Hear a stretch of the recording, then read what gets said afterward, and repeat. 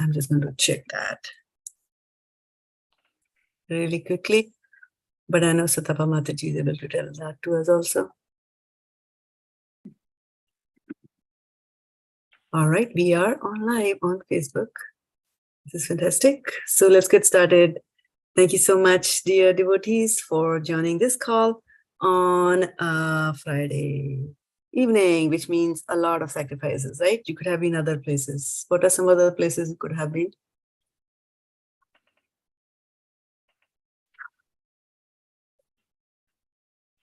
On a Saturday, on a Friday evening.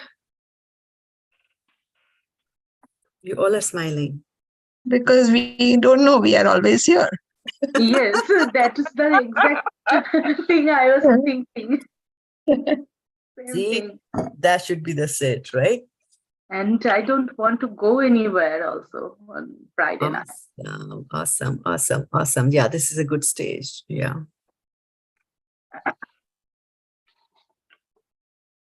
Bhatatma Purusha Krishna Padamulam Namanchati. Right? So the devotee does not want to leave the feet of the Lord. That's what the feelings of a devotee are, right? So this Janmashtami, we had a very fantastic decoration in ISKCON, our temple in ISKCON. And as soon as I entered from the side gate near Srila Prabhupada, I was just stunned because I saw two very big peacocks sitting beside Srila Prabhupada. And Krishangi Mataji, who's our flower decoration, she does the garlands and all. She had been meditating on it. And I do remember talking to her over the weekend about, what she thought, what she ordered, what was delivered, and how it was not to her, imaginations or expectations, and how this Krishna helped her really in finding a person out of the blue. A person came to help her. Really, Krishna sent to advise and all that. And then devotees stayed up the whole night. Of course, a whole night leading up to that day, but the whole night prior to Janmashtami, they stayed up, setting, making that peacock out of flowers. And our dear Simi Mataji, who's also here on the call, she's an art teacher, and she was charged with painting the peacock. And I didn't know at that time, so I didn't go the day before. I was at work. But as soon as I entered and I was looking at the peacocks, I was just thinking like how beautifully their heads are painting, just the right blue color and right everything. Yeah. Well, Aruni Mataji she was with me. She was also there? Okay, good. So hats off to Aruni Mataji. We have artists in our group. Yeah, it was beautiful. So yeah, so let's get started then with the brief prayer to the spiritual You master. have the picture, Mataji, because when I was online, I could not see properly. I have pictures. I'll send them to you. A lot of people took a lot of pictures. Yeah, of the peacocks. Yeah, they were very beautiful. So they were so beautiful that as I came there, I saw, and then every now and then my eyes would go there, and look at the peacock. Go there, look at like saying you cannot take your eyes away. It was that feeling. They were so beautiful. They looked so beautiful right next to Prabhupada. They looked very real. They looked real. Yeah. Kushi Mataji and all, they pinned each petal. Kushi Mataji and her team, they pinned each petal. Yeah. I think they pinned each petal and with such perfection. It's not easy. One might just think, what's the big deal of taking a petal and putting a pin through it and pinning it? But then when you open a flower, you get petals of different sizes from the same flower. You have to look and discard and match. It was a labor of love, and you could see that, right? You could see that, and so this was complete connection with the peacock, and that's what happens to the devotees. They just don't want to do anything. Like you see a beautiful thing. Similarly, when you can imagine if a peacock can do this to you, the day you see Krishna, how your reaction is going to be. Right? You can't take your eyes away. You stop blinking. Like that. And that's why the gopis complained, right? That, what kind of eyes have you made, Mr. Brahma? They blink. And then for that period, Truti Yuga Yate, even a fraction of a second seems like a millennium to us, the separation from Lord. So that's the ultimate connection with the Lord and ultimate Krishna consciousness, right? You just think of that. So Friday, you only think of this and nothing else. Nice. Okay. So we have our spiritual masters to thank for us to be in this particular situation. So we'll start with that. Om अज्ञानतिमिरन्धस्य ज्ञानाञ्जनाशलाकया चक्षुरुन्मीलितं येन तस्मै श्रीगुरवे नमः। श्रीचैतन्य-मनोभीष्टं स्थापितं येन भूतले स्वयं रूपा कदा मह्यं ददाति स्वपदान्तिकं। वन्देऽहं श्रीगुरौ श्रीयुतापदकमलं श्रीगुरून् वैष्णवांश्च श्रीरूपं साग्रजातं सहगणा रघुनाथान्वितं तं सजीवं साद्वैतं सावधूतं परिजनसहितं कृष्णचैतन्यदेवं श्रीराधा कृष्णपादान् सहगणा ललिता श्रीविशाखान्वितंश्च। हे कृष्णा करुणा सिन्धु दीनबन्धो जगत्पते गोपेश गोपिकान्त राधाकान्त नमस्तुते। तप्त कांचन गौरांगी राधे वृंदावनेश्वरी वृषभानुसुते देवी प्रणमामि हरिप्रिय। वाञ्छकल्पतरुभ्यश्च कृपा सिन्धुभ्य एव च पतितानां पावनेभ्यो वैष्णवेभ्यो नमो नमः। जय श्री कृष्ण चैतन्य प्रभु नित्यानंद श्री अद्वैत गदाधर श्रीवासादि गौर भक्तवृंदा। हरे कृष्णा कृष्णा कृष्णा हरे हरे हरे राम राम राम हरे हरे। गौर प्रेमानंदे हरि हरि बोल। Okay, so question of the day. Which words are we reading today? 27:28. 27. 5.27:28. 5.2728. So you get buy one, get one free. Wow. So it's a deal. Wow. It's a sale. Bhagavad-gita sale. You come to attend one class and you go back with 2 verses. That's ridiculously cheap. I should put a fee for this class, where Bhagavad-gita is being discussed with the devotees of the Lord. Okay, so let's see.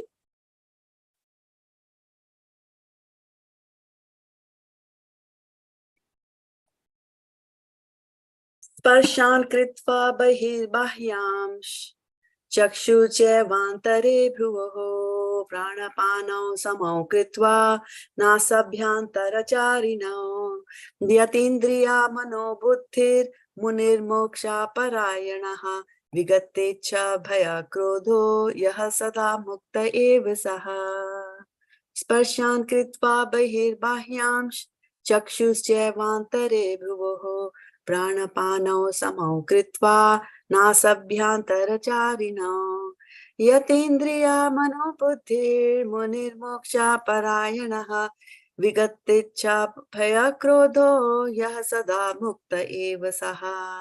Synonyms: sparśān, sense objects such as sound; kṛtvā, keeping; bahiḥ, external; bāhyān, unnecessary; cakṣuḥ, eyes; cha, also; eva, certainly; antare, between; bhruvoḥ, the eyebrows; prāṇa-apānau, up and down moving air; samau, in suspension; kṛtvā, keeping; nāsābhyantara, within the nostrils; cāriṇau, blowing; yat, controlled; indriya, senses; manaḥ, mind; buddhiḥ, intelligence; muniḥ, the transcendentalist; mokṣa, for liberation; parāyaṇaḥ, being so destined; vigata, having discarded; ichchā, wishes; bhaya, fear; krodha, anger;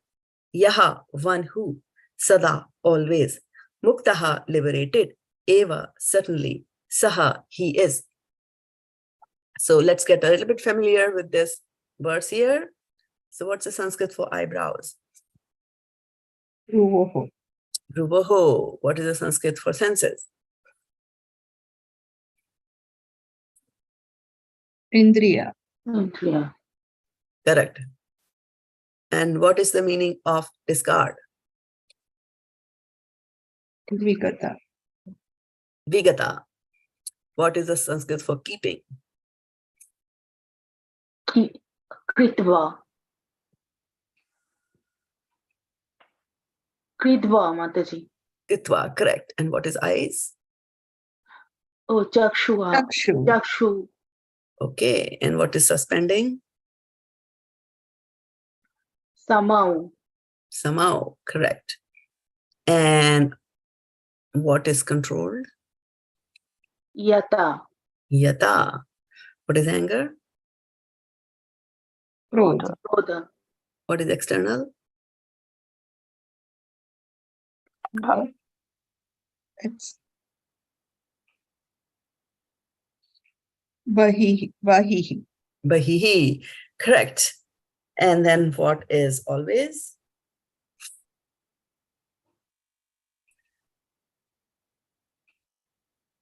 Sadā. Sadā. And what is blowing? Cāriṇau. Cāriṇau. Right. What is unnecessary? Bāhyān. Bahyān. Correct. Okay. And what is nostril? Within the nostril? Nāsābhyantara. Nāsābhyantara. What is intelligence? Buddhiḥ. And what is between?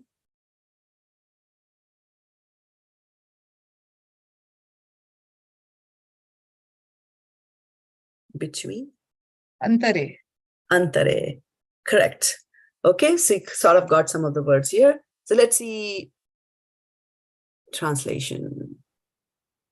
Shutting out all external sense objects, keeping the eyes and vision concentrated between the two eyebrows, suspending the inward and outward breaths within the nostrils, and thus controlling the mind, senses, and intelligence.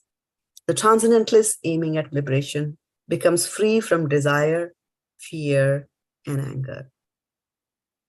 And one who is always in this state is certainly liberated, right? Always free from desire, fear, and anger. Okay, so now before we go into the purport by Srila Prabhupada, I like to spend a little bit of time trying to make the connection within this chapter of what we have been reading for the past few weeks here. Okay, so we were told that an intelligent person does not take part in the sources of misery, which are due to contact with the material senses. O son of Kunti, such pleasures have a beginning and an end. Adi-antavanta kaunteya. So the wise man do not delight in them. Nateshu ramate buddhaha, right? So do not have contact with the materials. Let your material senses have contact with the sense objects. Before giving up his present body, if one is able to tolerate the urges of the material senses and check the force of desire and anger, he is well situated and is happy in this world, right? This was the Sukhinara verse. Taknoti haiva yasodhum praksadira vimokshana, that one, right? Then they started talking about he's happy in the world. And then about happiness, Krishna talks about one whose happiness is within, who's active and rejoicing within, and whose aim is inward is actually the perfect mystic. He's liberated in the Supreme and ultimately he attains the Supreme. Those who are beyond the dualities that arise from doubts, whose minds are engaged within, who are always busy working for the welfare of all living beings and who are free from all sins, achieve liberation in the Supreme. And then last week we said, those who are free from anger and all material desires, who are self-realized, self-disciplined, and constantly endeavor for perfection, are assured of liberation in the Supreme in the very near future, right? So basically what it was talking about, the previous few verses are kind of leading to this particular verse where Krishna is saying, telling Arjuna that number one, you don't let your senses get in contact with the sense objects, right? Don't do that, okay? And then also don't let the forces of anger and desire, maul you for like right? Control and look for happiness within. Okay, so he's telling him how to do that. So there are various ways in which one can do that. And depending on the stages of life that one is, right?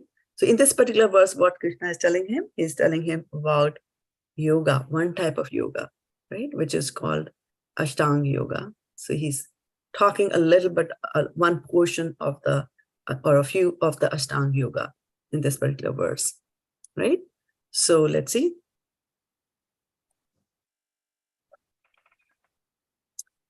Back again into the purport. 27 and 28. Purport. By being engaged in Krishna consciousness, one can immediately understand one's spiritual identity, and then one can understand the Supreme Lord by means of devotional service. When one is well situated in devotional service, one comes to the transcendental position, qualified to feel the presence of the Lord in the sphere of one's activity. This particular position is called liberation in the Supreme. After explaining the above principles of liberation in the Supreme, the Lord gives instruction to Arjuna as to how he can come to that position by the practice of mysticism or yoga known as Ashtanga yoga, which is divisible into 8. Asht means 8. Ashtang means 8 limbs, which is divisible into an 8-fold procedure called Yam, Niyam, Asan, Pranayam, Pratyahar, Dharana, Dhyan, and Samadhi. In the 6th chapter, the subject of yoga is explicitly detailed. And at the end of the 5th, it is only preliminarily explained. One has to drive out the sense objects such as sound, touch, form, taste, and smell by the pratyahara process in yoga, and then keep the vision of the eyes between the 2 eyebrows and concentrate on the tip of the nose with half-closed lids. There's no benefit in closing the eyes altogether because then there is every chance of falling asleep. Nor is there benefit in opening the eyes completely, because then there is the hazard of being attracted by the sense objects. The breathing movement is restrained within the nostrils by the neutralizing the up-moving and down-moving air within the body. By practice of such yoga, one is able to gain control over the senses, refrain from outward sense objects, and thus prepare oneself for liberation in the Supreme. This yoga process helps one become free from all kinds of fear and anger, and thus feel the presence of the super soul in the transcendental situation. In other words, Krishna consciousness is the easiest process of executing yoga principles.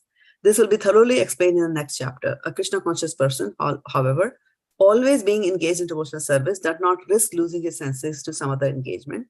This is a better way of controlling the senses than by Ashtanga yoga. So one of the interesting thing about Srila Prabhupada is, like, Bhagavad-gita is spoken by Krishna to Arjuna. And so the audience are going to be, who are going to be the audience of Bhagavad-gita?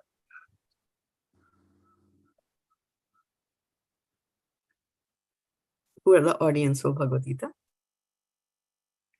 What do you think? Share your thoughts.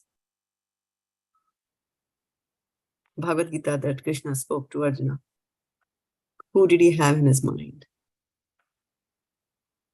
as the audience? 4 kind of people, Mataji. 4 kind of people, okay. Those who are jiggasu, those who have in distress condition, those who want to acquire knowledge. Okay, Artho Jigyasu Artharti, Gyani Charish Bharatarishbha, that verse you are alluding to? Yes, Mataji. Okay. And that covers how much, what percentage of the world does it cover?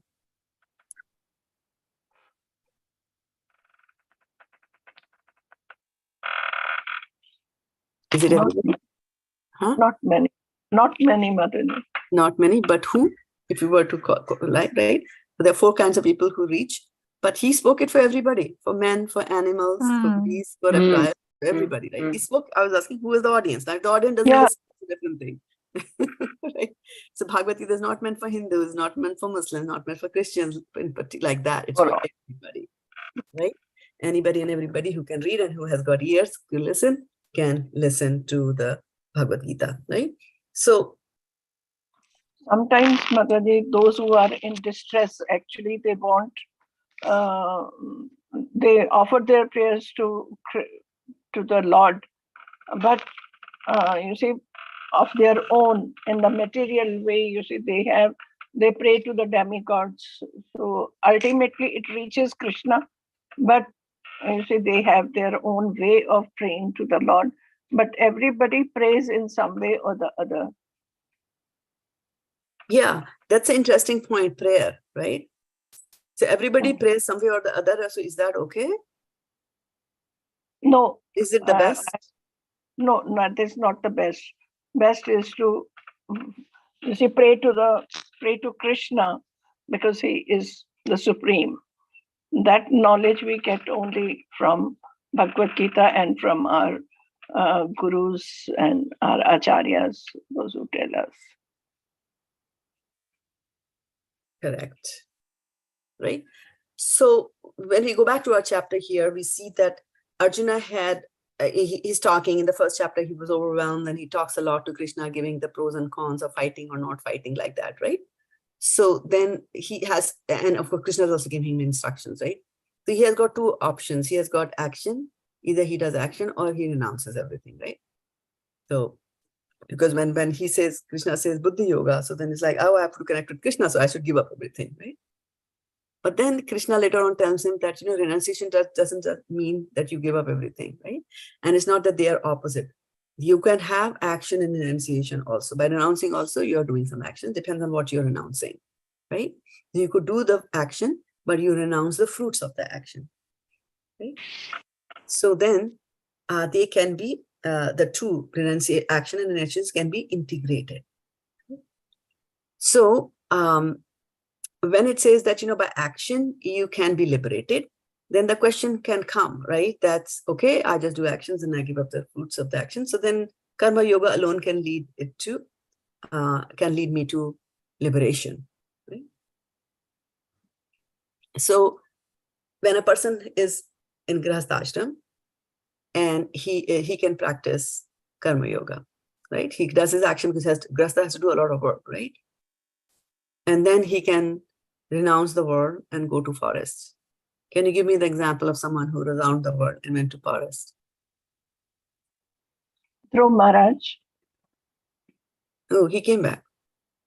No, he came back, but at that moment he went with Yeah. So give me a better example, more forceful example.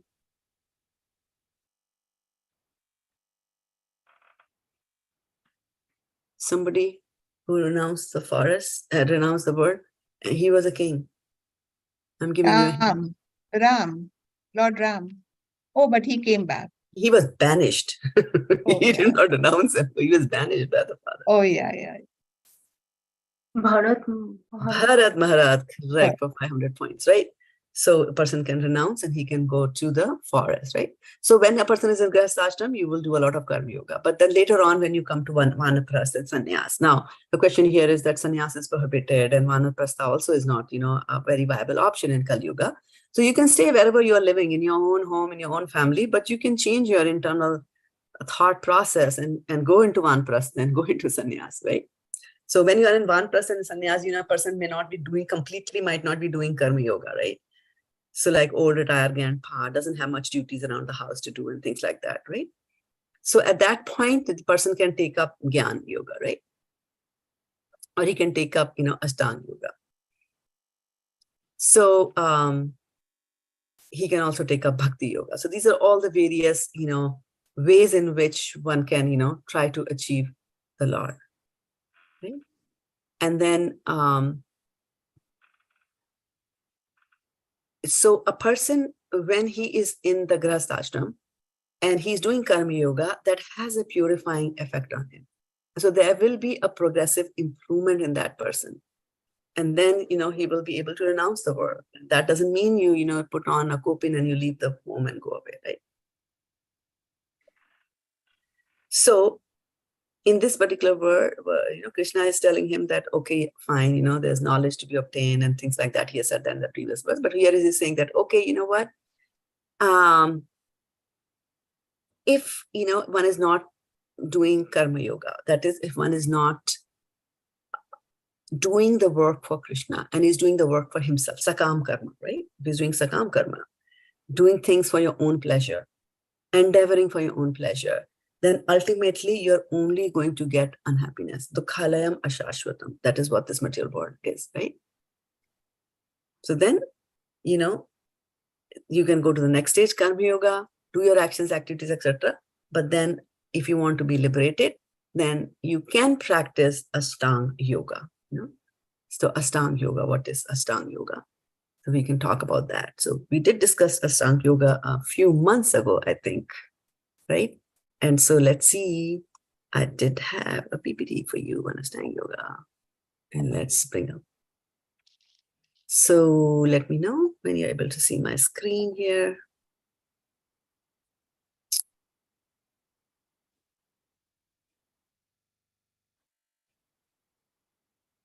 Can you see my screen? Yes. Okay. So 8 practices of Ashtanga yoga, like Prabhupada also says in the purport that there are 8 limbs. Okay. So 8 practices of Ashtanga yoga are yam, niyam, asana, pranayam, pratyahara, dharana, dhyan, and samadhi. Right? So yam and niyam are the first, right? Are the first things, first 2 things, yam and niyam. So let's see what is yam and niyam. So yam is the discipline concerning the world outside. For example, ahimsa, don't steal, etc., right? Which involve others. And niyam is the discipline concerning inner purification. For example, you should do tapa, you should have santosh, you should do svadhyaya study, and things like that, right? So the interesting thing is that, yam, how do you remember? Yam is the discipline for outside the world, how you deal with other people, right? And if those dealings are not right, then you will see Yamraj. Okay? Not following the yam, you will see Yamraj. Okay? So that's one thing that yama, remember that. And then niyama, right? Niyama is discipline. Inner purification. Like, for example, if you're doing tapa, rigorous activities. For example, people will put fire around themselves and sit inside it and they'll pray. Or during the winter, during the summer, the ladies of the house, they still cook. That is tapa, right? And who advised tapa to be done? To whom? Srimad Bhagavatam. Who advised whom to do the pa? Brahmaji. Lord Krishna advised. Who advised? Lord Krishna. Lord. To whom? To Brahmaji. To Brahmaji, right? So tapa is not something new. It's pretty old. And the idea is that will lead to your inner purification. Okay? The yam and niyam. So now what are the niyam that we follow? And what is a yam in ISKCON? What is a yam? What is a niyam? Sankirtana. Following, no. Following what? Mhm.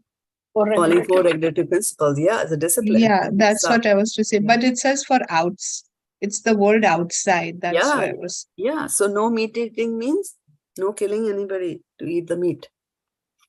Right? It connects you with that, right? What is a niyam then? Niyam is following it. So what are we following? What are we doing? So Prabhupada says 4 relative principles, and then what? So if you're only doing no alcohol, no intoxication, no illicit sex, no gambling, and no meat eating, is life just fine? Is that all you need to do? Is that all you are doing in your life? No, we need to read Prabhupada's books. Okay, and Sankirtana. Chanting.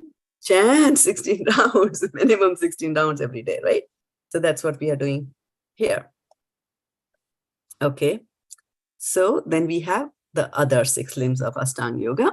So there is asana, right? Asanas will be the yogic postures in which you learn how to sit. The simplest is the Kamalasana, right? You learn to sit crossed legs. And the interesting thing about Kali Yuga here is that it becomes so difficult for us to even sit cross-legged. How bad is that? I can't sit cross-legged. I can't either. Yeah, you have to go to the back of the class, sit in a chair and listen. Yeah. Right? Some people can sit, some people can't. But you look at the kids, how easily they sit. Yes, Mataji, because sometimes I cannot sit on the floor also. Forget about the crossed leg. Yes. So this is Kali Yuga. That's why they say in Kali Yuga we are very unlucky. We can't even do that. So you see, that's why for Kali Yuga, the prescription is not Ashtanga Yoga. The prescription for Kali Yuga is you just do wherever you are, you do Hare Krishna, Hare Krishna, Hare Krishna, Krishna Hare Krishna, Hare, Hare Rama, Hare Rama, Hare Rama. Hare Hare. Right? So Kali Yuga has got its own, it comes with its own dukkha. So asana is attaining steadiness by mastering the correct asana. So we have to remember that this Ashtanga Yoga ultimately is meant for controlling the mind. And one of the things that you have to do before you can control your mind is to control your body. Before allowing your mind to go here and there, manorathena sthit dhavato bahihi, the mind sits on a chariot and puts the soul on the chariot and takes the chariot everywhere. Right? So before you get carried away by the mind to various kinds of places, and before you can control the mind from doing that to you, you first have to learn to control your body. Okay? So as part of controlling the body, one of the things that they do is you go into asana, right? You go into asana. What does the yoga teacher teach you? You go into the asana, stay. Move your hands up, stay. Downward dog position, stay. You have to stay in that because you're learning how to be, right? Still. And that's why, if you remember, when we were kids, and if we sat on a chair, which we rarely did because we all sat on the floor. But if there was a chair in the house, then you sat on the chair and you were dangling your feet. That, right? So, what did your teachers say? What did your parents say? Stop doing. Right? Yeah. Especially the teachers would say for a student, because a student is supposed to concentrate his mind, right? And if you're having a body, and that's why during the Gayatri mantras, those are doing the Gayatri mantra, they say don't do like this during the Gayatri mantra, right? Even while you are chanting the Hare Krishna Maha Mantra, you're doing your 16 rounds of chanting, try not to go like this. Gayatri mantras, in any way, you have to be still, right? But even while doing the 16 mantras, if you cannot help it, you're a beginner, that's fine. But as you grow older and more senior in devotional service, then you have to stop this. Hare Krishna, Krishna Krishna, Hare. The mind is going to wander here and there, everywhere. Okay, so asana. Asana is the third limb of Ashtanga Yoga. Pratyahara. Pranayam is controlling the breathing of the vital air. Controlling the breathing of the vital air.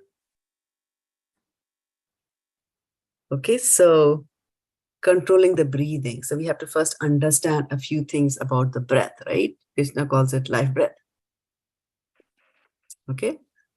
And in 15th chapter of the Bhagavad-gita, he said, prāṇa-apānau pachamya annam chaturvidham, right? So they talk about life air. So let's look a little bit about the life airs, the 5 kinds of life airs, which are very famous. And so let's look at those here, very much talked about. So pranayam. Prāṇa-ayāṁ means exercising of the life air. So just as you exercise in the asanas, you exercise, right? You take your hands up in Surya Namaskar, then you bend down, you go into the downward dog position, this position, the dove position, the fish position, the bhujangasana, the this asana, that asana, right? So you are moving your limbs, you're going here and there, right? You're exercising the limbs, you're exercising the gross body that you can see, right? Then the other part is a little bit subtle, still it comes as the gross, is now you exercise the life air, the air which is in your body, you move it, or you learn to move it, or place it like that, right? So that is known as pranayama. So let's look at pranayama here. So here from the Srimad Bhagavatam, 3rd canto, 6th chapter, verse number 9, where we have Kapil Deva. So this says that the movements of the body are first generated from the heart. And the scientists also believe that the heart is the controlling factor and all the energies come from the heart. And you need energies to move the body. And all activities of the body are made possible by the senses, and they are powered by the 10 kinds of air within the body. So there are 5 prime airs and the 5 less known airs like that in the body. Okay. So the first one is prana. Prana is the main air passing through the nose in breathing is called prana, right? So this air is called prana, right? And then the air which is being expelled out of the body, right? Out of the body is called apana. So apana is the body air that can get out from here, from the rectum. It could also be the air that is going out, right? So this is the air that's going in. So prana going in, apana goes out from the nostril. So inside, outside. This is downward, going down inside towards the heart, right? And apana in this case will be from within the body. It goes up through the nose and goes out through the nostrils like that. Okay. So prana, apan. Saman is, what it does is that inside the body, there is, in the belly, there is air within the stomach. And this air adjusts itself. So like sometimes when we eat the food, very, very quickly we belch, right? The reason is that you have put something in your body, and then to make space for that item, some air has to come out. Because originally the space was occupied by the air, right? So that air will come out and adjust the food inside the body. So that air is known as saman. So prāṇa, apan, saman. Okay. Then we go to udan. So the air which is through the throat. Because there is some air in the throat. And if we close that air, right? So there is air also going through the throat as compared to the air that goes through the nostrils. So that's a different air. This one goes to the throat. If you stop that air, and a person dies, right? From suffocation, like that. Then there is air which circulates throughout the entire body. This air is known as vayan.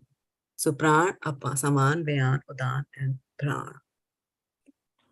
So we don't go too much into this Ashtanga yoga, etc., like that. But then these are some special spots in the body which are controlling these airs, etc. Then there are other 5 types of air. For example, there is an air that facilitates the opening of the eyes. Like the eyelids, how they blink. So why does the eyelid come down? How does the eyelid go up? So there is an air that is controlling that movement also. Similarly, I'm opening my mouth to talk to you, right? So that is also air that is controlling that. So that kind of an air is called naga air. Okay. Then there is also an air which increases the appetite, right? And that is known as krikara air. You want to eat nicely. There is kurma air, which helps in contraction. So you can contract your cheeks, you can contract your fingers. And then of course, we know the famous contractions of the womb. Due to those contractions, the child is born out of the womb, right? So those are known as kurma. And then there are 2 more airs that you cannot forget. The air which helps in relaxation by opening the mouth very wide, as in yawning, that air is called devdatta. And the air which helps us in sustenance, in staying alive, that is called dhananjaya air, right? We don't go again more into the details of that, but Devdatta and Dhananjaya, what's so special about these 2 names? Dhananjaya is Arjun's name. Okay. But combined with Devdatta and Dhananjaya, what's so special about these 2 names?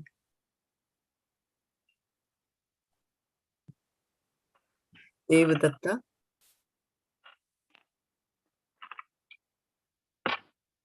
Dhananjaya is the conch shell that Arjuna blows, right? Panchajanya Rishikesha Devadutta Panchajanya. Dhananjana. Right, first chapter of Bhagavad-gita. Panchajanya is the conch shell of Dhananjaya. So remember, that's also the name of one of the life heirs over there, right? So going back to our PowerPoint slide show on Ashtanga Yoga, let's go back. So here what they're saying is that in pranayama, what we do is that we learn to control these airs. Okay, so how do you control these airs? One of the ways the yogis will do that. So one of the ways that you control the breathing of the vital air is that, you know, pran vayu is the air that goes. Where does it go? Through which part of the body? Nostrils. To the Nostrils. nostrils, right? And it goes in the downward direction in the body, right? You take it and it goes towards the lungs, right? So that's prana. And then apana is when you exhale it, right? So you exhale it, it goes out through your nostril. And also when you pass gas, you know, from outside the body to the lower part of the body, that is also called prāṇa-apānau, right? So one of the ways of pranayama is that you will, so there is air that goes in, prana, there is air that goes out, apana.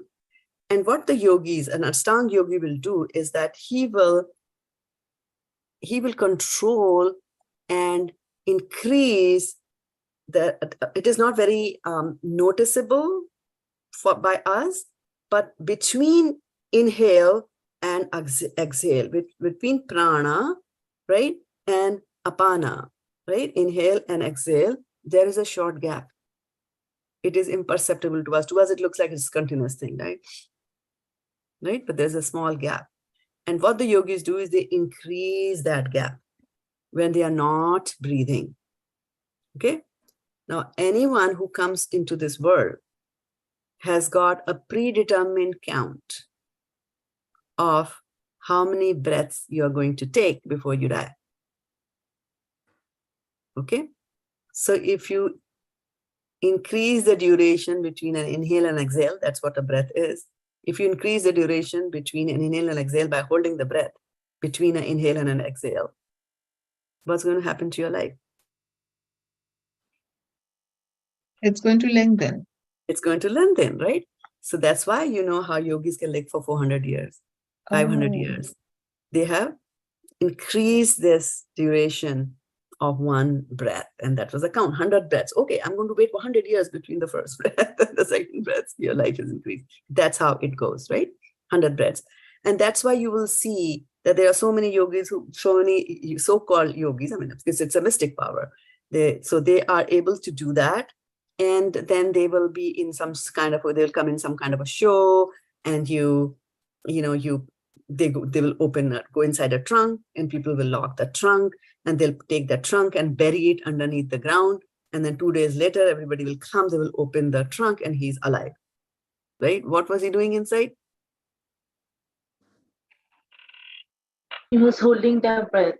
He was holding the breath, exactly, right? So one of the ways of prana exercising is prāṇa-apānau samayukta. So you are holding the breath. You're controlling the breath like that. Okay. So pranayama. Now, pranayama will regulate when you do all that. Now, everything requires fuel in this body, right? What is the fuel for us?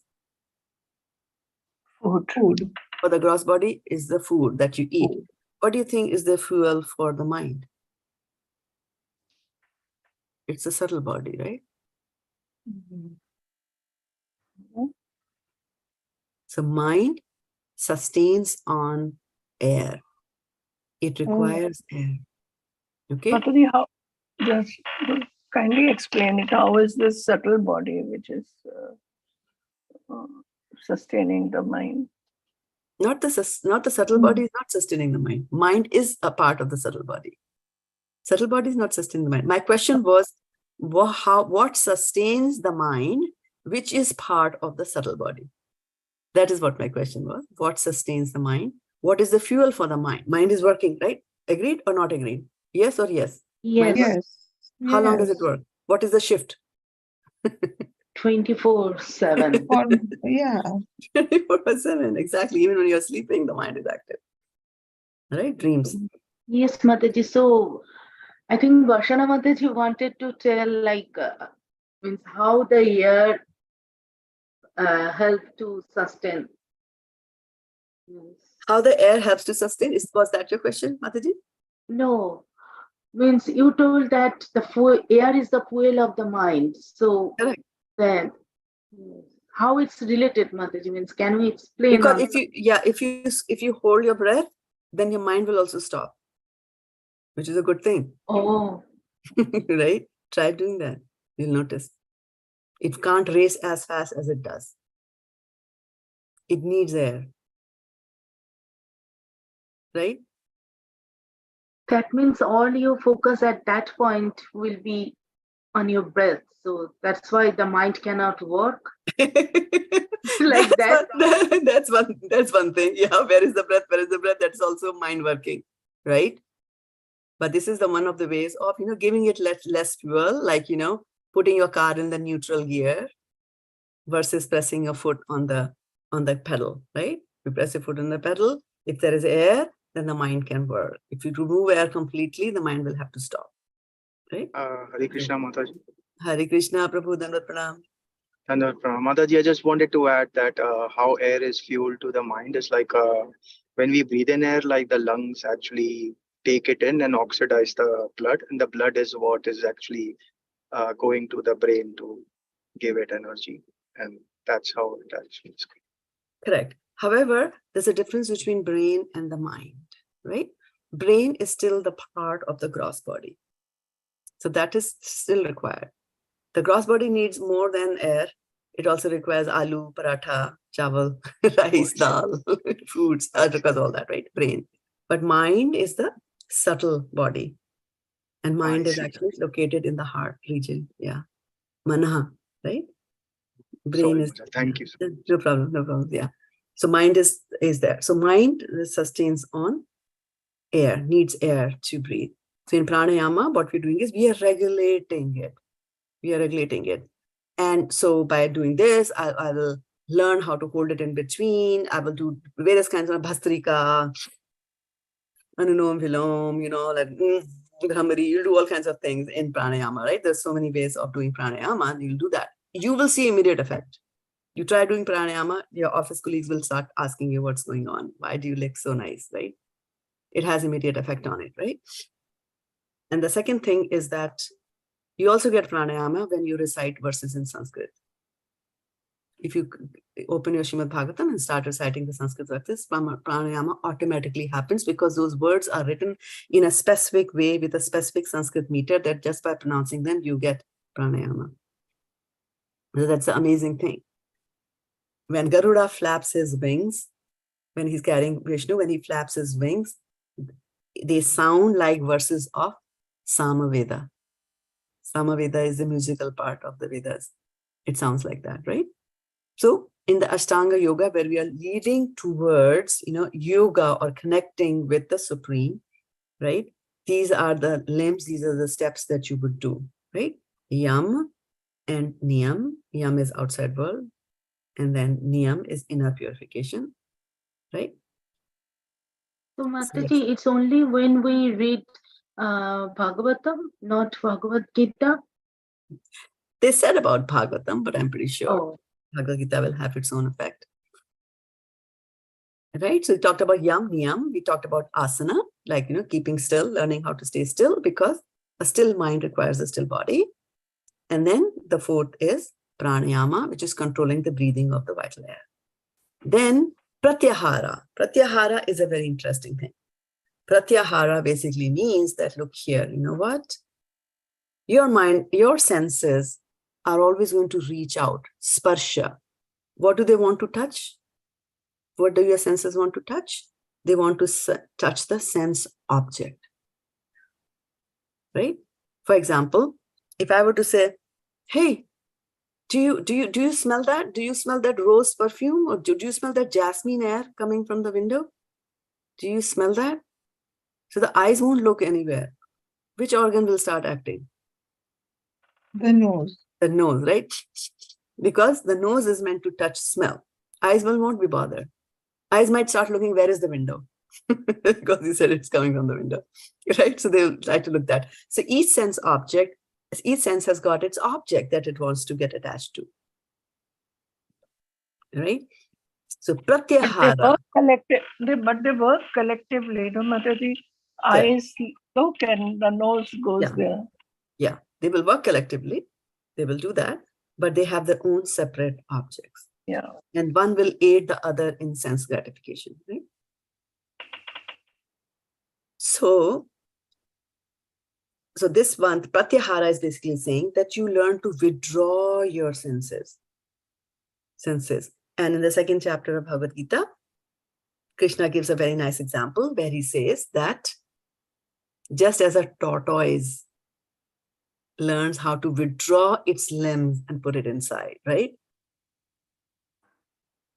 Only when it has to use it, it'll take its legs out and use it, head out, use it. Otherwise, it'll withdraw all of them and keep them inside. Similarly, we should also be doing it, and that is pratyahara. When you practice how to withdraw your senses from the sense objects. Because if you continue to indulge in them, then there's disaster there, right? So that is pratyahara. Then there is dharana. Dharana is when you fix the vital air and the mind in one of the 6 circles of vital air circulation within the body. And I was saying that we don't at ISKCON go too much into Ashtanga Yoga, so we will not research. Acharyas have not talked too much about that because we have an easier way.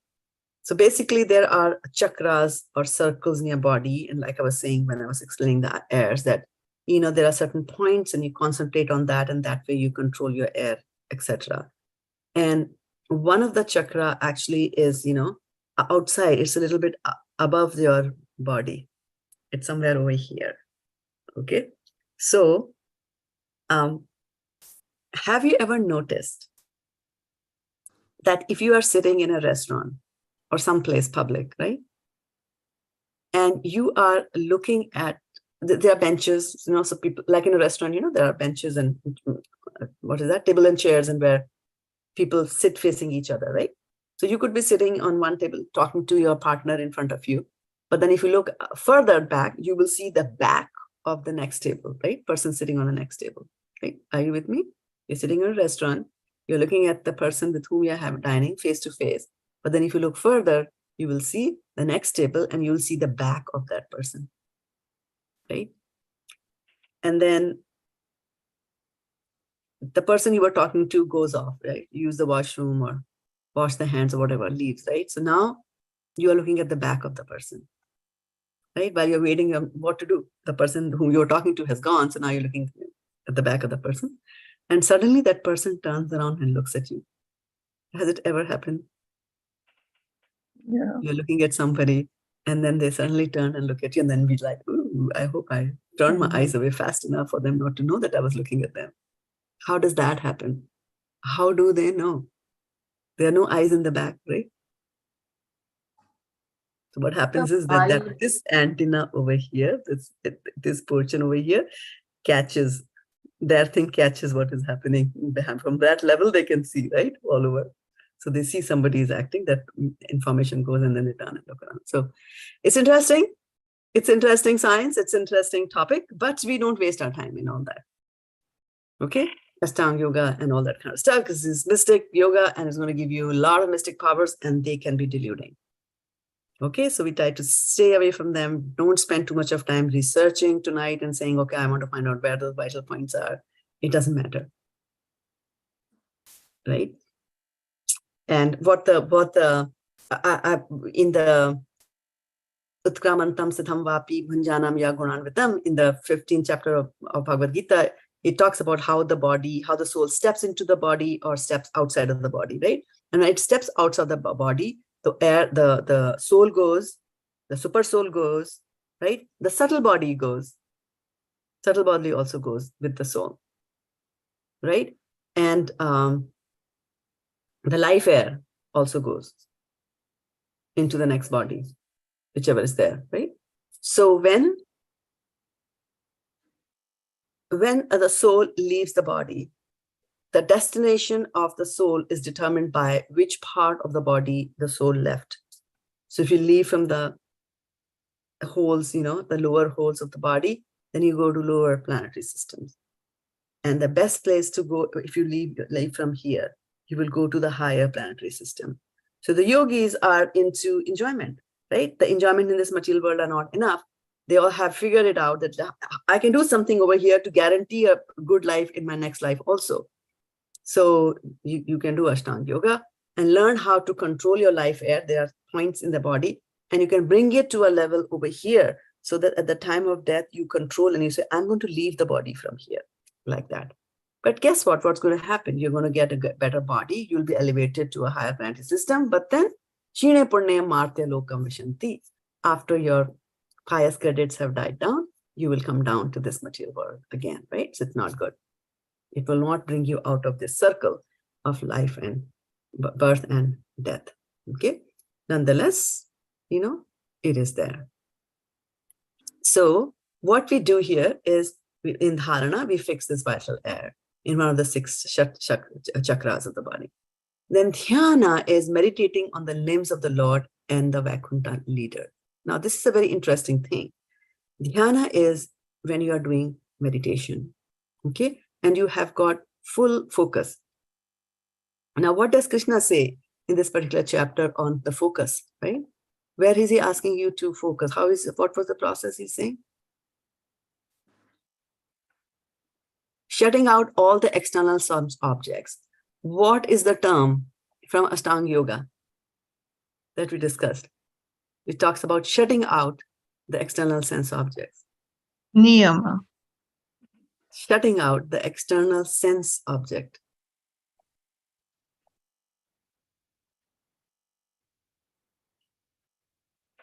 Oh, pratyahara. Pratyahara, correct, right? So pratyahara, right? So let's go back again to the verse from today. So he's saying, pratyahara, shutting out all external sense, keeping the eyes and vision concentrated between the 2 eyebrows. So he's saying, and then suspending the inward and outward breaths within the nostrils. So controlling the breath within the nostrils, what is that called? When you're controlling your breath? What is that? Controlling the breath? Pranayama. Pranayama, right? So you see, here Krishna is telling them in this verse, he's telling him Ashtanga Yoga, right? As one of the options he's saying to Arjuna, okay? So here he's saying that you shut out all the external sense objects, pratyahara, keeping the eyes and vision concentrating between the 2 eyebrows. So now, in this particular chapter, he's telling him that you concentrate between the 2 eyebrows here. Okay? In the next chapter, he'll also tell you to concentrate on the tip of your nose when you're doing the yoga, right? So you concentrate on the tip of your nose like that, right? Or you concentrate, close your eyes and you concentrate over here. But one of the things to keep in mind, and this is important, is that the concentration point, right? So in the 2 cases that I discussed, what are the concentration points?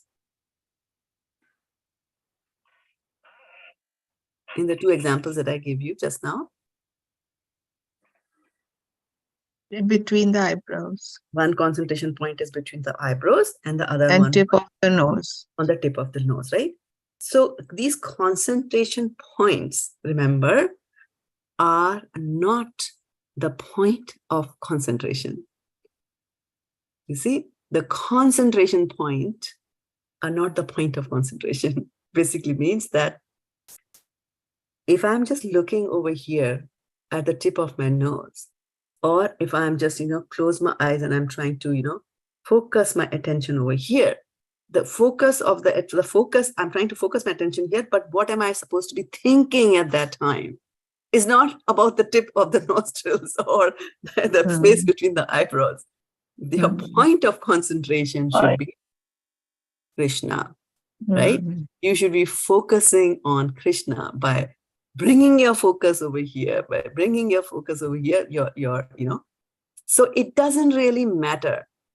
It doesn't really matter where you are focusing, right? Of course, there are certain parts of the body where you focus, it'll be better, like this, he has told. certain parts of the body, it won't be good if you focus over there for you. Okay? So point of focus and point of, putting the focus. And so we have to focus on Krishna. Now, what happens is that if we get so sucked into focusing on where we are focusing, like that, oh, wow, this is very good. We heard today in the class that I should focus on between my eyebrows. I never tried that. Let me close it. Ooh, I get a lot of peace. Oh, this is very good. 5 days later, that peace goes away. Now you're looking for another part of the body. Where should I focus? Where should I focus? Where should I focus? And then you lose the interest. And then every day you're looking for more and more points of concentration, the concentration point, actually, concentration point, not point of concentration, concentration point, right? Here and there, because we think that the concentration point is the ultimate, right? That's where I have to, somehow or other focus like that. No, you bring your focus over here and then think about Krishna. It'll be easier to stay with Krishna in that particular manner, right? And we don't do that. Sometimes you will notice that when you try to memorize a verse, right? Your total focus is on the words, the pronunciation, what comes next. After some time, the word becomes so easy that you recite the whole verse, and at the same time, you're thinking of something else, right? So this is what happens. We are pleasure seekers. In the first time, there was a little bit of a pleasure in trying to learn to recite a verse, and as soon as it becomes easy for us to recite the words, then the mind wants to seek something else. And of course, if you don't do pratyahara, if you're not withdrawing your senses, there is so much on the outside world presented to you by the senses that you can think about them while you're reciting verses, right? Like that. So one of the things to keep in mind is that when Krishna is talking about this focusing, etc., keep in mind that where you are focusing, the physical place, is not really the point of focus, right? So keeping the eyes and vision, considering suspending the inward and outward breaths within the nostrils, pranayama, and thus controlling the mind, senses and intelligence, right? So controlling the mind, senses and intelligence. So let's go back to our Ashtanga Yoga slide and share that with you momentarily. And here. Okay. So dhyan is the real point of concentration, is that you start to meditate on the limbs of the Lord and the Vaikuntha Leelas inside your heart. That is where Krishna is. Sarvasya chaham hridi sannivishto matta smritir jnanam apohanam cha vedescha sarve rahamev vedyo vedanta kritvedavadeva. Right? So this dhyan, this dhyan or this meditation is very, very important, because sometimes you go to other places where they will tell you, it's okay, you can meditate. Meditate is only all about bringing your focus to a particular point. So if you sit down over here and you work for Microsoft and you sit and meditate on Microsoft, it's not going to lead to anything good for you. Right? So and sometimes you can get full focus on something which is not really good for you. Right? Give me an example of focusing on something which is not very good for you.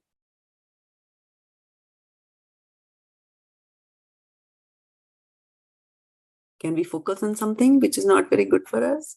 Have you ever focused on something which was not very good for us? Materialistic things. Yeah, good. Give me an example. Say on ice cream. Yeah, one can focus on an ice cream, right?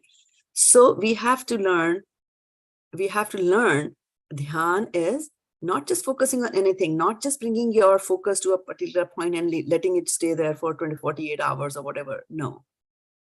What we are talking about is focusing your mind on the Lord.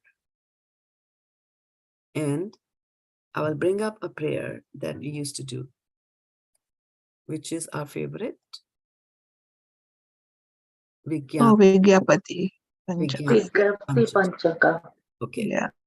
So it says, everybody together, Matsamo nasti papatma Atma Naparati Kashchana Parihari me kim Kim Puruषottama Yuvatinam Yathayuni Yunabja Yuvatau yata Manobhi Tadman Tadvan Manobhi Ramatam Teli. Good. And the translation for this is, O Purushottama, no sinner or offender is as bad as I am. How can I describe my shame? Okay. Then now, listen to this. Just as the minds of young ladies takes pleasure in a young man, and the minds of young men take pleasure in a young woman, kindly let my mind take pleasure in you alone, O Krishna. Right? So it's a very interesting thing that how are we ever going to reach that stage of intense concentration in Krishna? And that is what has been mentioned in the previous verses. And now in this verse also is liberation in the Supreme. Right? Liberation in the Supreme basically means that you see Krishna everywhere. Yatra tatra sarvatra, sab Krishna lage. You know, everything appears to me to be Krishna. Right? That's why you see that we hear about devotees who would see a yellow piece of cloth and they would start crying for separation from Krishna because they were reminded of his dhoti. Or they look at the gray clouds on the sky and they think about Krishna and they start feeling separation. So they reach that stage, right? That particular stage. And that stage comes not like that. If it comes to you immediately after practicing Krishna consciousness for 2 months, rest assured that it's a transient thing. It will go away. As when Prabhupada was, preaching here in America 55 years ago, there were a lot of hippies, right? And he was training them, teaching them mantras, and they were very nice, enthusiastic young boys and girls. And they would come and discuss their realizations from chanting. And one of them said, oh, Prabhupada, you know what, nowadays when I'm chanting, as soon as I start chanting, a blue light appears. I close my eyes and I see a blue light. So Prabhupada said, keep chanting, the blue light will go away. So these kind of things don't happen in the beginning immediately. These kind of things happen with practice as we mature. And a classic example of that is that, there's a small boy and there's a small girl, right? The small boy is not attracted to the small girl. They play, they beat each other, they play each other. They hardly know that this is a boy, this is a girl. They don't even know gender difference. They're playing like that, right? But the same boy, when he grows up and this girl grows up, as he matures in age, then he will get attracted to this girl. He can get attracted to this girl. And then, of course, run after her, and the rest is history. So similarly, in our devotional service also, as our devotional service matures, then we will reach a stage where we will be able to think about Krishna non-stop. And that is samadhi, the state of the mind being virtually absorbed in the Lord. It's completely in the Lord. You don't know anything that is happening around you. Everything for you is just Krishna, Krishna, Krishna, Krishna, and Krishna. Like that. So I will stop here. We are 9 minutes over the hour, and take any reflections or questions or any other comments that you'd like to make.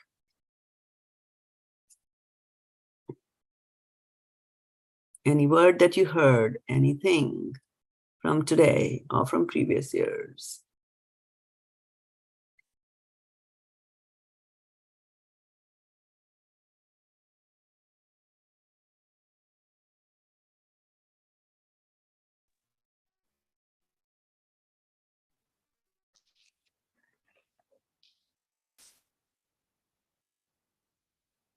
Hare Krishna Mataji. Hare Whether Krishna. this Ashtanga Yoga, if concentrate, it may help us to regulate our regulate in going to the samadhi, but otherwise. Oh, we lost you, Mataji. Otherwise? It automatically goes to listen to Krishna and to see Krishna. We try to see Krishna. We try to meditate on each syllable of the mantra, and that helps. So that time, Ashtanga Yoga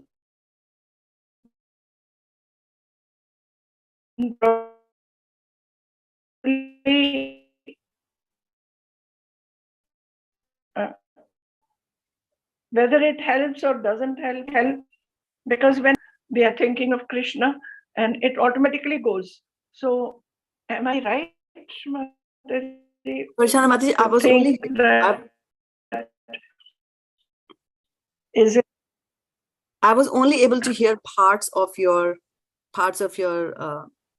reflection. But what I gathered from a little bit that I could hear was that you are saying that if I'm trying to concentrate on Krishna, and if I follow the Ashtanga Yoga, does it help? Is that what your question is? Does it help me in concentrating? Yes, Mataji.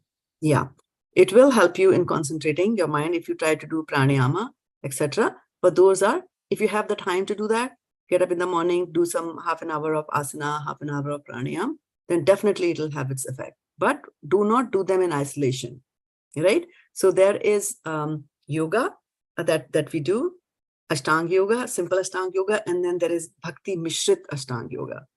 And in the 6th chapter, Krishna is going to talk purely about Dhyan Yoga, or how do you focus and how do you meditate on Krishna, right? And then towards the end, the last verse of the chapter, he will say, Yoginam api sarvesham mat yatendriya-mano-buddhir atmanaḥ. So he says that one who surrenders to me is the best yogi. And he'll then talk about, and which is the Bhakti Yoga is the best yoga that you can do. Because in Ashtanga Yoga also what happens is that you get mystic powers along the way. And by practicing just pranayama and not bringing in bhakti to it, right? If you're doing Bhakti Mishrit, that's fine. However, and again, there are gradations of it. When you are doing your dhyana, dharana, samadhi, and you're thinking of Krishna in your heart, Krishna is in your heart in which form? Super soul. Super soul. Yeah, describe the super soul. How many hands he has?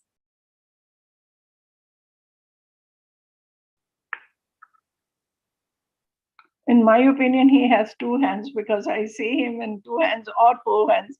Hands. You can't give equivocal answer, Varshana Mataji. It has got to be either 2 or 4. Which one? Which one is it? 4 hands, Mataji, Narayan. 2, Mataji. Now we are doing the guessing game. Because in Bhagavad-gita, when Krishna shows Arjun his other form, Arjun says like, I like to see your original form. So his original form is just 2 hands. Correct. But which form do you see in the heart? Oh, I don't know, Mataji. Sorry.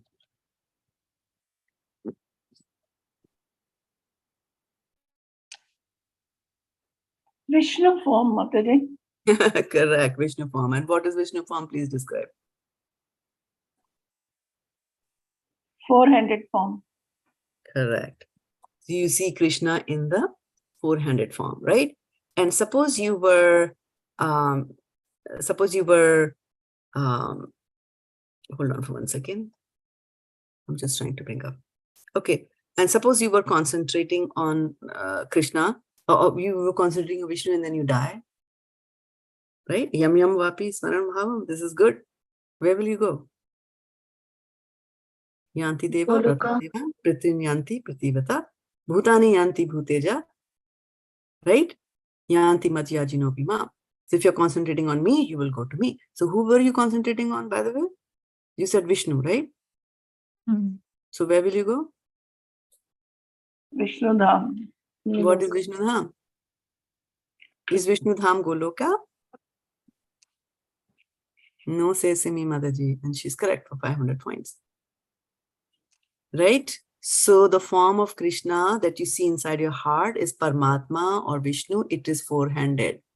The 4-handed form, chakra, gada, lotus and all that kind of stuff. It's there in the Science of Self-Realization book.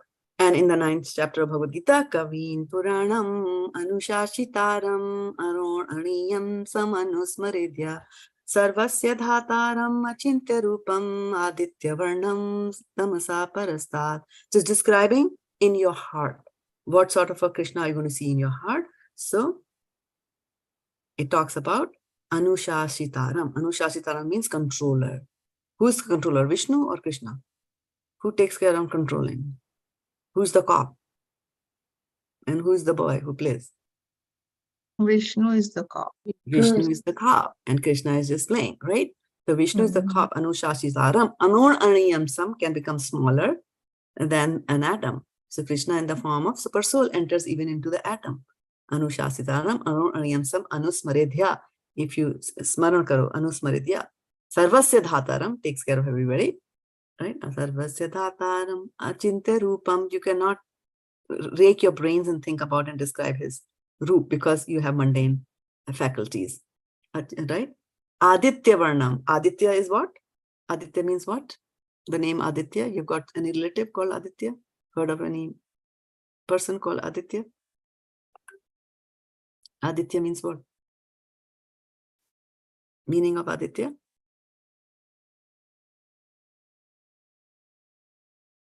I thought it's another name for Krishna. Yeah, that is fine. Aditya is sun. Aditya Varnan means golden like the sun. So Krishna is not golden, right? Krishna is what? Yeah, grayish, blackish, right? The Aditya Varnan. So you will see him, right? So to answer Vaishana Mataji's question where she's saying that does it help? So we have to understand that Ashtanga Yoga in itself, right? You can pursue the process, the 8 limbs in various manners, right? I could be after mystic powers and I can pray to the Lord, focus on the Lord for mystic powers, and I get the mystic powers and that's it, I'm happy. So that's one way of doing it. The second way of doing it is to think about Vishnu himself in my heart, right? And then I will see him in the 4-handed form. And then if I continue to do that, and then I leave the body, I leave the soul through my upper part of the body, then I will go to the Vaikuntha planets. So it's still, I've left the material world, but I'm only gone up to Vishnu, where I will be related to him in Shantaras, you know, he's a controller, I am the subordinate, you know, he's the master, I am the servant, that kind of a thing, right? So that'll happen there in the Vaikuntha planets with me. Right? On the other hand, the third way is that, okay, I like Vaishana Mataji was saying that it might help me, right? Why would it not help for me to practice how do I regulate my breath? Because that will control my mind, that will make my chanting easier, all that kind of stuff. Yes, it does help you. But at that time, you should be concentrating in your heart. And when Krishna decides to reveal himself in your heart, he will reveal himself in the 2-handed form, like that, right? So for those of you who said 2-handed form, those of you who said 4-handed form, you're all correct, all right, but then you have to know the correct circumstances in which you will see Krishna in one way or the other there. Okay. All right. Any more questions? Anything more?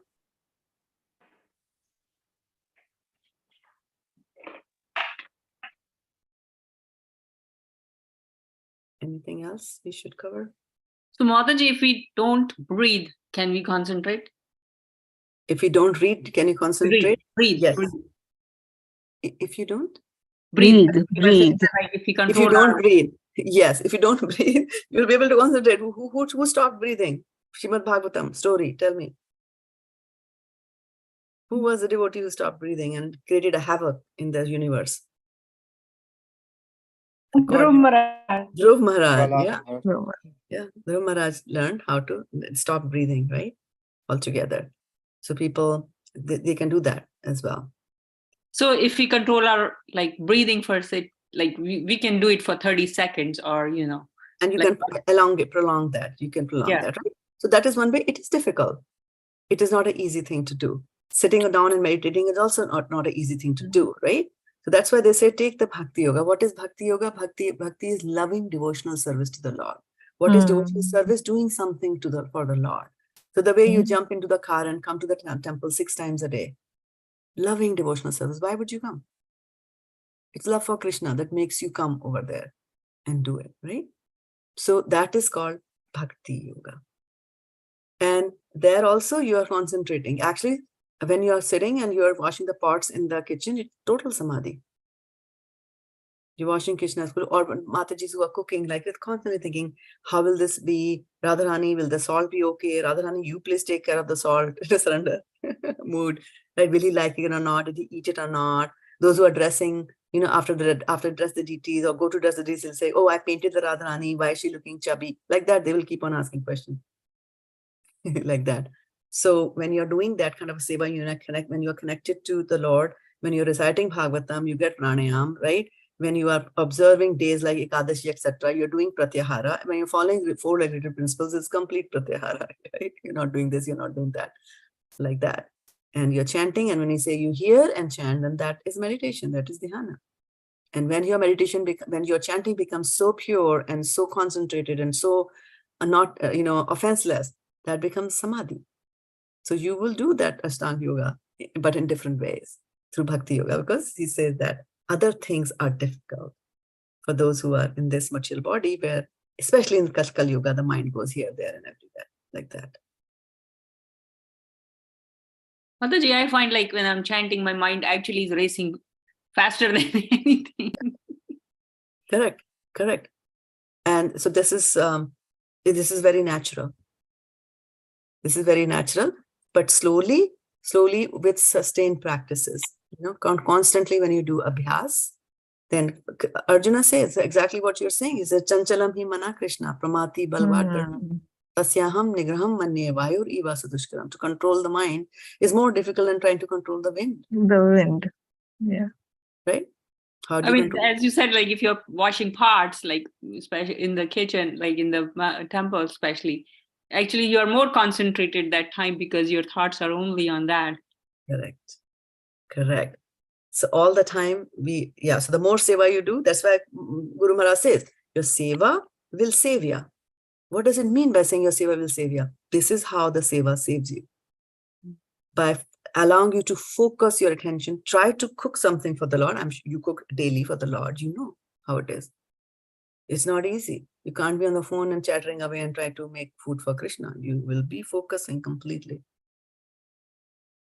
And even more difficult cooking for devotees, because Krishna doesn't tell you that salt was good or bad, but devotees will tell you. Right? So the concentration is even more. That's why it's das. When you learn to do that, then, there's more purifying effect is there. And it's important for us to be purified like that. So devotional service will help you do that, right? I used to do pranayama, 10, 15 years ago. So I had to get 8 or 9. I think I had to get 16 towels, one for me, one for my husband, and then 1 towel each day. And then I do laundry only once a week. So 7 for me, 7 for him, 14, and then 1 extra, so like that. I had to buy so many pair of, white color towels, so that when you're doing pranayama, you're blowing your nose, so you need to clean and all that. It's not easy. It's half an hour. Instead of just blowing away your nose mindlessly, if you sit down and chant Bhagavatam, at least you have read the Bhagavatam. You can say, I read the Bhagavatam, so the side effects will be there of reading the Bhagavatam. Okay? So once you start doing bhakti, then in the Srimad Bhagavatam, actually, let me bring up that verse. It says very interesting thing there. And let's see, do we have it somewhere? Here, Bhagavatam, it's in the beginning of Bhagavatam. Well, one of them is in the, this is easy. One of them is in the Divinity and Divine Service chapter, 1st canto, 2nd chapter verse, right? So let's see. Very, very simple verse. What did I share? Shared the wrong screen. Screen, share the screen. Anybody remember this one? Vasudeve Bhagavati Bhakti Yoga Prayojitaha Janyatya Shuveragyam Jnanam Cha Yat Ahetukam. It says, by rendering devotional service unto the personality of Godhead Sri Krishna, one immediately acquires causeless knowledge and detachment from the world. And our trouble here is that we are too attached to this world. We are not liberated. We are not focusing on Krishna. Our life is not Krishna conscious. Our life is mobile conscious, right? Have you ever try to recall the last time you were so alarmed when you couldn't find your cell phone in the temple? And you said, oh, where did I go? Where did I leave it? Right? In the night also, we keep the cell phone right next to us. And of course, the cell phone has become so popular and so powerful that it also gets inside our bead bag. That is mobile consciousness. Right? Our consciousness is mobile consciousness, right? Every 5 minutes you have to go and check and see, right? Did I get a message or not? It's an addiction. It's an addiction. A Krishna conscious person every 5 minutes will check and see, am I thinking of Krishna or not? Like that, right? Or we are cricket conscious, right? You're doing your work and then suddenly like, oh, what's the score? As if that's going to affect your life. And then it's like, oh, that's chakka mara, 4, 6, 4. And then you are delighted. As if your son made a 6, scored a 4. And then the next second, that person is clean bowled. So what is that consciousness? Where are you putting your consciousness? The consciousness should be on Krishna. We should be Krishna conscious, right? To be liberated into the Supreme. And to be liberated into the Supreme, when you have to be in a situation where you have to think about Krishna all the time, how will you think about Krishna? Why will you think about Krishna all the time? When a mother has got a small child, right? When a mother has got a small child, she has to think about the child all the time. Because it's a duty to take care of the child. Did the child sleep well? Is the child fed well? Did I bathe the child? Is the temperature okay? Did I take the child for the vaccine slot? Mother, father, both, right? They have to concentrate. They have to think on that. Why? Because they are doing seva for the child. Similarly, when you're doing seva for Krishna, you will be forced to think about Krishna all the time. So that's why seva is a good thing. It saves you. Because if you do not serve Krishna, who do you serve? Yourself. Or Maya, right? Material. And, Maya. yeah, correct. And so Tapa Mataji is asking a question. Go ahead, Tapa Mataji. Mataji, it's not means related Oh, to the reflection. verse, but as a super soul is living within everyone. So and the another side is like Vacha Vegam. So what we are doing, what you are telling is everyone means the super soul is listening that. So Mataji, Correct. I am finding it's very difficult how to talk. Means nowadays I am really afraid. Means It's a what good should I fear. It's a very good fear and it's a very good awareness. It's a very good Mataji, awareness. As Krishna I said. don't know. I am so confused. Means should I tell that person that like that you are doing wrong or you have done something wrong which is not appropriate? So Mataji, I have stopped talking. Means I'm talking very less and really I'm very scared. Means then what should I do, Mataji? On a case-by-case basis, you to talk to somebody senior, right? Because on a case-to-case basis, it will change, right? If it's somebody that you are responsible for and you have to tell them that they're doing wrong, then you will tell them. But how you tell them also makes a difference. And when you tell them, sometimes it's better to tell them after they have done that thing, to tell them, no, this is not good. But if they are, taking a gun and about to shoot somebody, you'll stop them then. I mean, I'm just giving an extreme case, not that you are surrounded by people like that, but just to emphasize the point that some things might require an immediate reaction. Some things can wait till the next day, right? When both the parties are a little bit calmed down, both the parties are in a position to listen to what the advice is, and they say, but what I'm saying is that it's a very good situation that you are in, that you're conscious. This is Krishna consciousness. That you're conscious that there is Krishna in my heart who's listening. By the way, the demigods from above the upper planets also can see whatever we are doing, by the way. So you can imagine the closed circuit TV is there on our life, 24-hour surveillance is there. The demigods can see what we are doing, not only what to talk about Krishna. Yes, So you will have to make a choice. When in doubt, don't. When you are in doubt, that should I say tell to this person or not tell to this person, don't tell to that person. Moreover, Mataji, whenever you try and tell something to somebody, they try to defend themselves.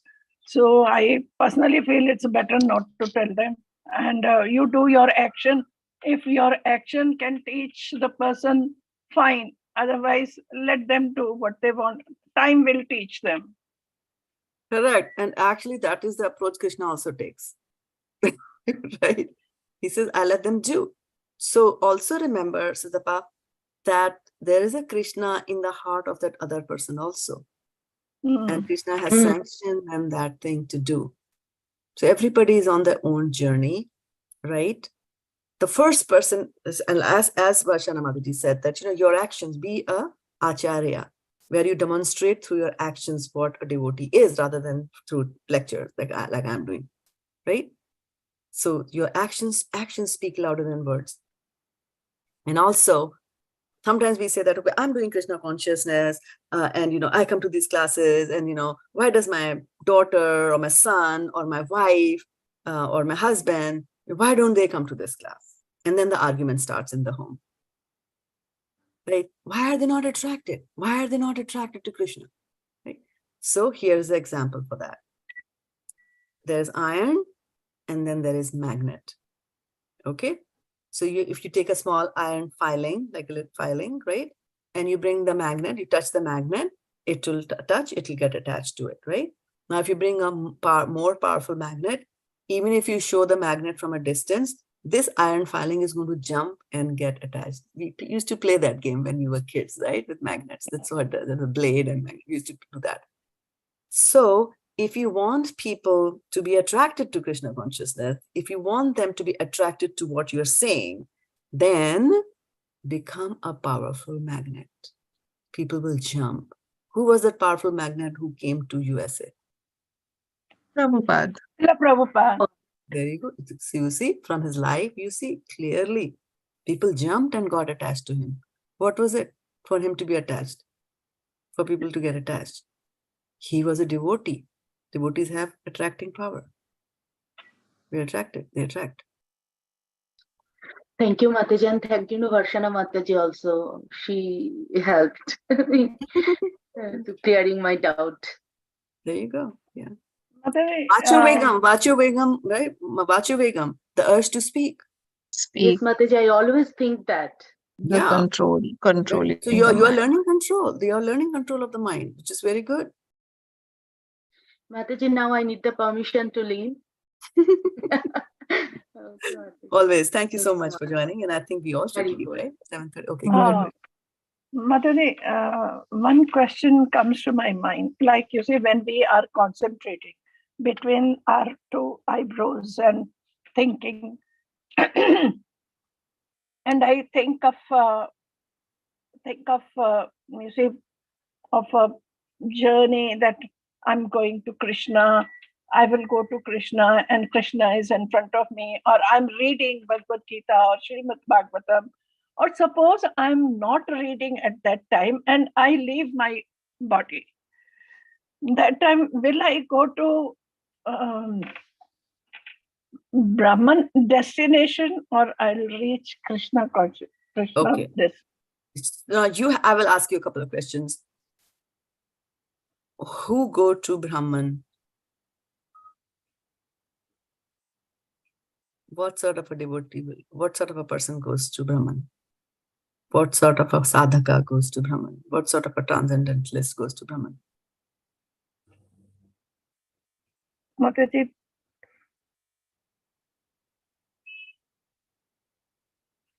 Mataji will go? no, Mataji. I'm just kidding. No, Mataji, like you see, when we are going through this process of pranayam, Ashtanga Yoga, we are just reading about Ashtanga Yoga. And the conclusion came to us that all these things are just a journey. You are going through this journey. Final journey is your bhakti yoga. And when you reach there, if you are cooking for Krishna, you are thinking the salt should be okay. Radharani, please help me to put the correct amount of salt, and the food should be tasty. And we are requesting Srimati Radharani that it should be good. Then, Mataji, in that case, if we are doing, then I think I will reach Krishna's dham. And if I'm not thinking on those lines, I feel that I will stuck on the way to the Brahman. That is what I get the feeling. No, there is no such thing as being stuck on the way. Those who believe in the formless form of Krishna, they go to the Brahma Jyoti. Okay, one thing. Second thing is that Vasudeva Parasarve Na Kutaschina Bhevyati Swarg Apavarga Narkeshu Api Tulyartha Dhartina. This is Shiva. Lord Shiva tells that to Parvati. And in the 6th canto of Srimad Bhagavatam. And he says that those who are devotees of the Lord, Vasudeva Parasarve Na Kutaschina Bhevyati, they have no fear. Swarg Apavarga Narkeshu, right? Whether they go to heavenly planets, they go to hellish planets, they don't care. All that they want is, wherever I am, I want to do devotional service, because devotional service in itself is so enjoyable. I mean, right now you are in hell, isn't it? This is hell. This life, not just yours, ours, everybody's, right? The old age, especially, knees is hurting, throat is hurting, eyes cannot see, teeth are falling out. This is hellish condition, but still you enjoy.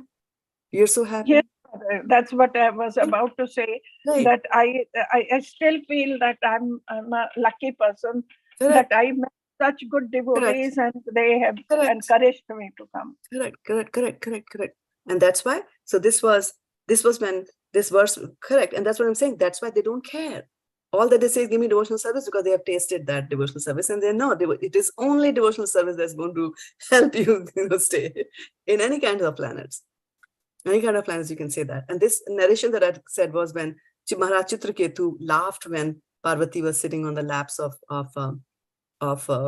Shiva, and he laughed at it. And then Parvati cursed him. And when she cursed him, he comes down and then he says, okay, if you have given me the curse, she cursed him to become a demon, right? And so he said, I will accept your curse. And she was bewildered. How can this happen? And by the way, Chitraketu could have cursed or was powerful enough not to take that curse, right? But he didn't do that. He accepted that. That's a devotee. He accepted that. And then she's very bewildered. And then Shivji starts to explain to her. And that's when he's saying that Vasudeva Parasarve Nakutaschina Bhivyati Swarga Parganarkeshu Apitulyadarsina, that you have told that although you have cursed, it doesn't matter, right? And then he becomes, as a demon, he comes back as which demon? Name starts with V. V. R. Vritasura. Vritasura. Right? And then when Vritasura then fights with Indra and all, then Vritasura gets killed. And when he's dying, what he says? Aham hare tab paday kamula dasanudaso bhavitasmi bhuya manasmareta supate gunam se vinitava karma karoti kayaha. So he's saying that he's dying, and what he's asking, he's saying, all that I want is to become a servant. Dasanudaso bhavitasmi bhuya. I become a das of a das, because looking for serving the devotees. And that's why you said that although life is hellish, but still I'm enjoying and I think I'm in a good position because I have devotees around me. So why do you care where you go? You should not care. And that's why in Ishopanishad, where he says, Vayu, Ranilam Amritam, Mathedam Bhasmantam Sariram, Om Kritosmara, Kritam Smara, Kritosmara, Kritam Smara. So he's saying, oh my Lord, when I'm about to die, when let the totality of my air, like my life air merge with the totality of the air and my body merge here and there. But please remember all that I have done for you. Remember all the Ekadashi Vratsakya. Remember all the verses of Bhagavad-gita I memorized. And 4 regulative principles that I did. Prabhu, please remember. And Prabhupada in the purport says that even if a devotee is in such a condition that he's not able to remember, Krishna will make sure that he remembers Krishna, because more than you wanting to go back to Krishna, Krishna wants you He to wants us to. come back. So, But Madhuri, one reflection I have is that, after being for so many years, and of course it's a lot of years, but the past couple of years, I feel that anything that good or bad happens, immediately in my mind, I think, oh, it's because Krishna wanted it that way. I never used to think about it all these years, but lately it's been happening. So I feel that that's a little bit of advancement when you think anything good also or bad also. It could have been worse, of course, that we know. But we thank him for not letting it be worse. But then if anything good also happens, like I feel, yeah. Correct. And that is huge progress. So it's a huge progress when a person comes and thinks like that. Otherwise, most of the time say, why is Krishna doing this to me? Well, that also does come sometimes. Like Neil has been now out of the house for 12 years, and now he's applying for fellowship. So I know I shouldn't, but I prayed to Krishna that let him please come closer so I can at least see him every now and then. And then I said that was the most wrong thing I could think of to ask, because he will do only what is best for Neil and not what I think Neil should do. So, but the thought did come that can you not send him here somewhere close? But yes, and that's not attachment. Correct. That's an attachment, and then also it's a natural thing to think like that. But also remember, sometimes not having kids around gives you a lot of opportunities to pursue devotional service. So Krishna, Krishna does everything. Like, you're right on that. And also remember that you're not the mind. And and the thought process, see, after the thought has come, what happens? After the thought has come, you could have done some actions to pursue that thought, right? You can pick up the phone and start, telling the child. Ask people, Right. Emotional blackmail. We can do all that, but you didn't do that. You immediately corrected yourself. So this is called as purification. This is purification happening, right? Earlier, the bad thoughts used to come, or wrong thoughts used to come. We didn't even realize they were wrong. We acted on them immediately, right? And now, even after they come, you will realize. And then slowly in the progress, they will stop coming. Why? Because you're not entertaining them. So but it's hard to get rid of the attachment to the kids. That's fine. Don't worry. It's very hard. Don't worry. Yeah. Janyatya asu vairagyam jnanam cha yat ahetukam. Right? It happens automatically. And by being detached with the kids, being detached with the kid doesn't mean that you don't talk to them. Doesn't mean that you don't enjoy with them. Doesn't mean that you don't live a normal life as a mother does. But internally, you have to look at your internals. Right? And sometimes you have to do your duty. Right? Neil gets married, he has a baby, he says, Mom, come and look at my small child. And now you have to stay awake in the night to take care of the baby. Then when will you do your rounds? Right? So sometimes you have to do your duty. And then you will do your duty, not because, and at the back of your mind, you'll also be now consciously organizing your life to see how can I do my 16 rounds also and do my duty to my son. And then, of course, you won't be like, okay, now I've got a grandchild. I'm so attached to the grandchild. I want to live with the grandchild. No, you'll do your duty and then come back. Like that. Varshana Mataji. Yes, Mataji. Now that I'm coming to US, I'm always scared, fearful that will I be able to do my rounds in the morning? If it is left, will it be possible for me to do during the day? How will I do it? I mean, will I get attached to them? Now you see the scenario is such that I'm away from them, and still I remember them. We call and talk to each other. But at the same time, I'm really scared now that I'm going there. Will it be possible for me to follow the schedule which I have of reading, studying, you see, that way? So actually, so Komal Mataji, I'm really scared coming closer now to the children. No. After the first few days, you'll adjust and you'll make your schedule, because now you're so advanced, Mataji. No, not advanced, Mataji. It takes a fraction of a minute to come down. Yeah, it is good to have that fear. It's good to have that care because that will keep you grounded. It's always good to have that fear that I hope I don't get sucked into all this. And Vaishnavi Prabhu tells a nice story about, I think he went to meet some godfather devotee, and he went to his house, and it was early in the morning, and he was doing everything early in the morning they did, right? And so Maharaj was just, observing that and commented. And so that person said, like 6 o'clock, my 3 kids get up, and or 7 o'clock they get up, and then they take over the house, literally. After that, I cannot do anything. So you can also do that, right? You can get up at 4 in the morning, finish your rounds till 6 o'clock.